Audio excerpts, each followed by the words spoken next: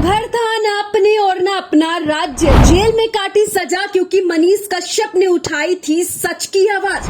सबके हक की लड़ी लड़ाई, तो फिर कौन रह गया था नाराज। अब तक जो कुछ बीत गया, मनीष कश्यप की वो कहानी सुनेगी दुनिया आज। जी हाँ, हम उन्हीं मनीष कश्यप की बात कर रहे हैं जिनके कामों की वजह से ही उनके चाहने वालों ने उनको सन ऑफ बिहार का नाम तक दे दिया और मनीष कश्यप ने इस नाम के वैल्यू को बखूबी निभाया और निभाते आ रहे हैं।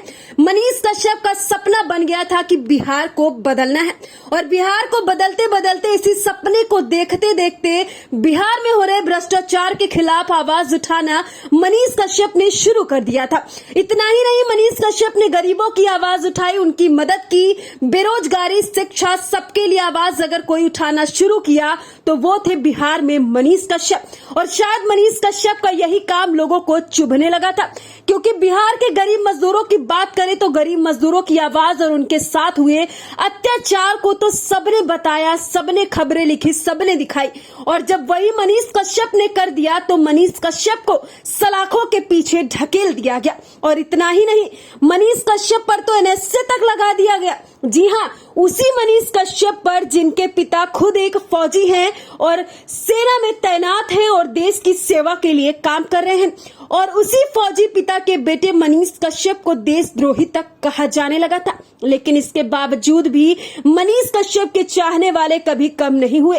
मनीष कश्यप की फैन फॉलोइंग दिन प्रतिदिन बढ़ती गई, क्योंकि उन सभी समर्थकों और बिहार वासियों को पता है कि मनीष कश्यप ने उनके लिए क्या किया है। अरे मनीष कश्यप ने तो इतना कुछ कर दिया कि अगर गिनने लगे तो शायद गिनती ही कम पड़ जाए। और एक ऐसे इंसान को इस कदर तोड़ने की कोशिश की गई कि उनको बिहार की धरती से दूर, उनके परिवार से दूर, हजारों किलोमीटर तमिलनाडु के मदुरई जेल में ले जाकर बंद कर दिया जाता है।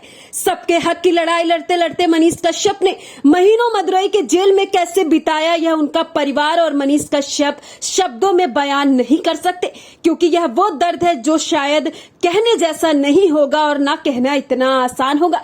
मनीष कश्यप के परिवार वालों की क्या हालत थी वह किसी से छुपी नहीं थी, क्योंकि सच तो सबको पता था कि मनीष कश्यप की कोई गलती नहीं थी। मनीष कश्यप ने सिर्फ सच का साथ दिया था। मनीष कश्यप ने मजदूरों की आवाज उठाई थी और इस आवाज को उठाने की इतनी बड़ी सजा मनीष कश्यप को मिल जाएगी, यह तो मनीष कश्यप खुद भी नहीं सोचे थे। लेकिन मनीष कश्यप को जरा से भी इस बात की गिल्ट नहीं है कि मनीष कश्यप ने कुछ गलत किया है, क्योंकि मनीष कश्यप ने सिर्फ गरीब मजदूरों की बात की है, उन गरीब लोगों की बात की है जिनकी बात बड़े बड़े सत्ता में बैठे लोग नहीं करते हैं। और उन्हीं मजदूरों को, उन्हीं गरीब बिहार की जनता को मनीष कश्यप से आज भी उम्मीद है कि मनीष कश्यप उनके बीच आए और उनकी आवाज को उठाए। लेकिन मनीष कश्यप टूटने वालों में से तो नहीं थे। लगभग 130 दिन मदुरई जेल में रहने के बाद 7 अगस्त 2023 को मनीष कश्यप को जब तमिलनाडु से बिहार बेतिया के कोर्ट में पेशी के लिए लाया गया तो उनके चाहने वालों ने,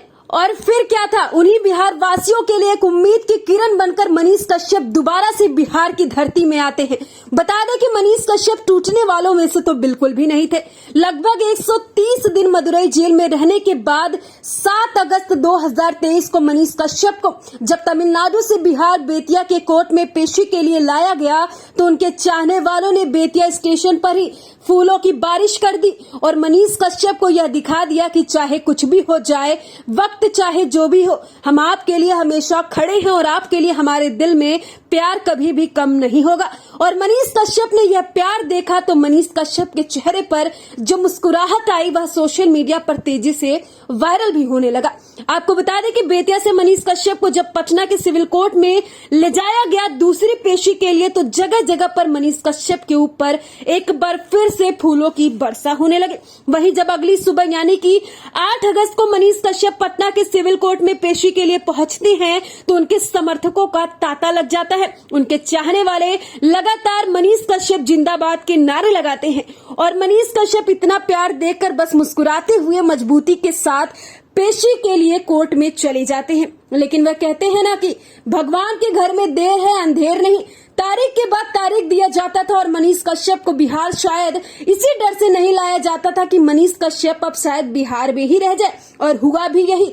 पटना सिविल कोर्ट की जज साहिबा ने सारी चीजों को देखते हुए सुनते यह फैसला सुनाया कि मनीष कश्यप बिहार यानी कि बिहार की राजधानी पटना के बेउर जेल में ही रहेंगे और तमिलनाडु जाने की उनको जरूरत नहीं है। तमिलनाडु प्रकरण में जो कुछ भी होगा वो वीडियो कॉलिंग के माध्यम से हो जाएगा। वहीं जब यह फैसला आता है कि मनीष कश्यप अपने बिहार की धरती बिहार के बेउर जेल में रहेंगे, तो मनीष कश्यप अपने आप को नहीं रोक पाते हैं और कोर्ट से बाहर आते ही उनकी आंखों से आंसू छलक जाता है, क्योंकि उनके चाहने वाले इतने खड़े थे और ऐसा स्वागत किए कि शायद आज तक कोई भी नहीं देखा होगा। और मनीष कश्यप ने इतना प्यार देखा तो मनीष कश्यप अपने आप को नहीं रोक पाए और मनीष कश्यप के चाहने वाले इस फैसले को सुनकर लगातार मिठाइयां बांटने लगे, लगातार मनीष कश्यप के गले में फूलों की माला पहनाने लगे।